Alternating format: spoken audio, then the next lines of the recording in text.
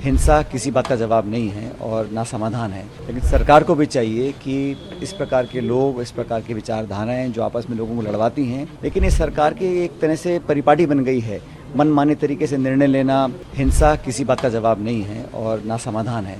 तो सबको शांति बनाए रखनी चाहिए, लेकिन सरकार को भी चाहिए कि इस प्रकार के लोग, इस प्रकार की विचारधाराएं जो आपस में लोगों को लड़वाती हैं, उस पर अंकुश कैसे लगाया जाए और लॉ एंड ऑर्डर और लोगों की सुरक्षा ये पहली प्राथमिकता होनी चाहिए।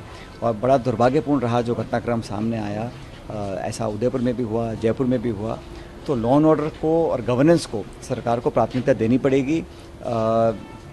आने वाले समय में इसकी दोबारा पुनरावृत्ति ना हो, इसकी जिम्मेदारी सरकार को उठानी चाहिए। और जो पीड़ित परिवार है जिन्होंने इतना कुछ दुख सहा है, उन लोगों को उचित और तुरंत प्रभाव से मुआवजा देना चाहिए, सुरक्षा मुहैया की जानी चाहिए और लोगों के अंदर विश्वास पैदा होना चाहिए कि सरकार गवर्नेंस और लॉ एंड ऑर्डर को लेके सीरियस है।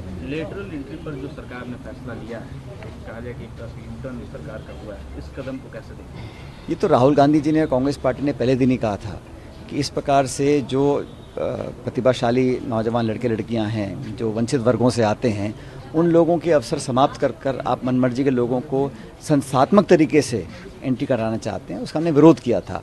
और सरकार को लगा होगा कि हमारी बात को जनता ने सुना, समझा और हमारे मत को लोगों ने स्वीकार किया है, इसलिए आज उनको यूटर्न लेना पड़ा।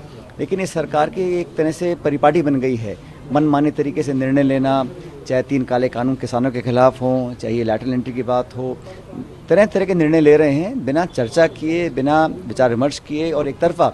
और इस मानसिकता को प्रदर्शित करता है कि वो नहीं चाहते कि गरीब, वंचित, दबे कुचले लोगों के बच्चे बच्चियां पढ़कर ऊंचे पदों पर बैठें।